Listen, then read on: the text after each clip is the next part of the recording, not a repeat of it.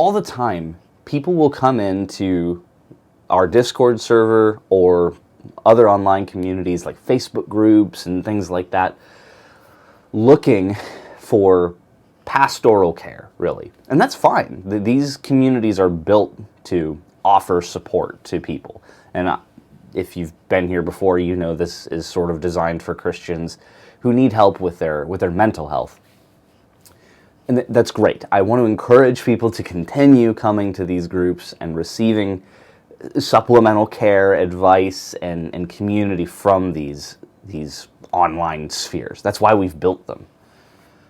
But what I want to encourage is that you not attempt to replace church with these online communities. Let me give you an example. More times than I can count, people will come into like a Discord server, let's say, and they will ask questions about how to handle a certain personal situation. Or maybe they're struggling with something theologically that's giving them anxiety. And these people will ask, well, how do I deal with this thing, this situation I'm in? How should I act? How should I proceed in handling it? Or what's the answer to this theological question that's bothering me and giving me anxiety? Again, I don't want to discourage that in any way.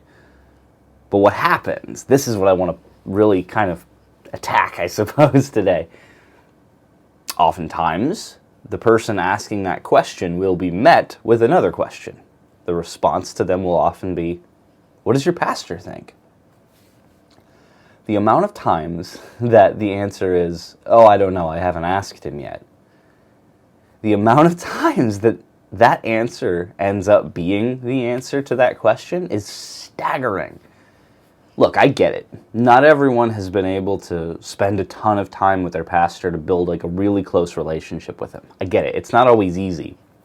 The churches that I'm involved in, especially one of them, man, I see how busy my pastors are. I mean, it's calling being a pastor a full-time job is an understatement. It is a 24/7 commitment. So I get it. It can be hard.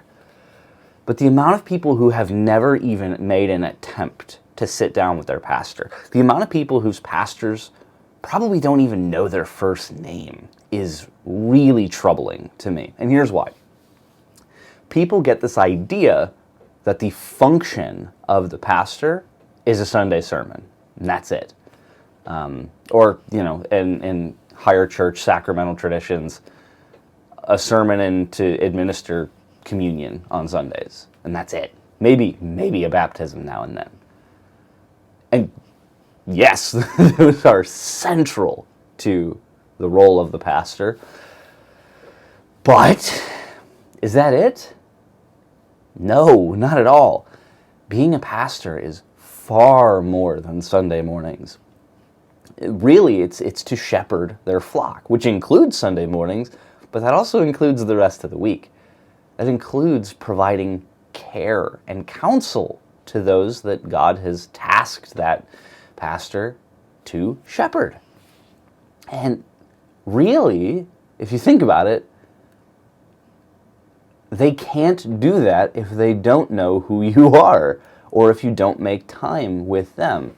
It might be hard to get something scheduled, but I promise you that they want to, and that they will do it as soon as they can.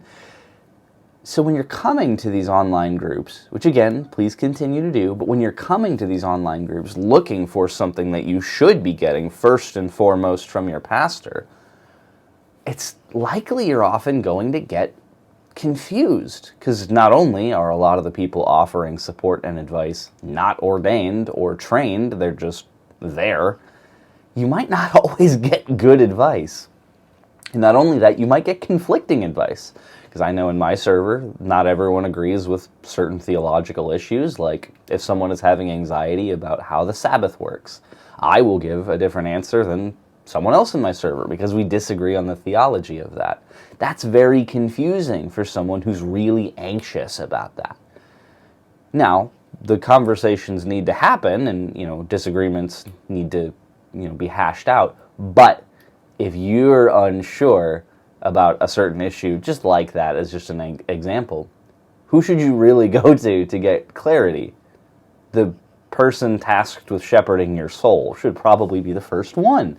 So, while it's great that you're here in these communities, and we are happy to offer our support and our love and our prayers for you, the person who should be your point of contact, your first point of contact, should be your pastor.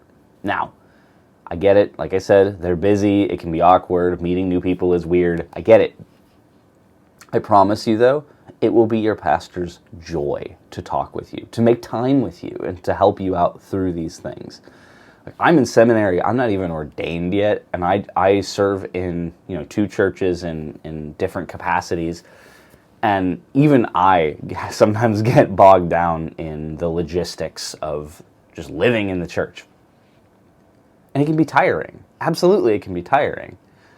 I can't begin to tell you how much more I would rather be talking with someone and working through things with someone and helping them through something they're struggling with, as opposed to, and don't get me wrong, I'm happy to serve on various boards and in different capacities, but I would so much rather be sitting down with someone over coffee, helping them through something they're struggling with, than voting on this month's budget.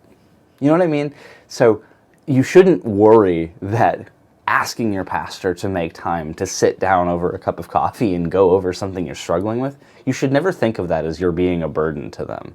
I can guarantee you your pastor probably wants to do that with you more than he wants to be sitting in his office dealing with paperwork. So please, don't hesitate. Send the text message, send the email. On Sunday morning, walk up to him and shake his hand and say, I would really like to talk with you about something I'm dealing with. I promise you, if your pastor is worthy of the office he's been entrusted with, even if it'll be hard, they'll find time to do it with you. So please, don't take this as me trying to pawn you off to somebody else. I'm thrilled you're here. Please come into the Discord server and the other communities that, I run in. These are a tremendous supplement to the pastoral care that you should be receiving from your church. But, like I said, first point of contact should be your pastor. Don't take this as me being grumpy with you or mad at you. Just take this as me trying to push you in a direction that I think will really be to your benefit. I love you all very much. We'll talk very soon. God bless you.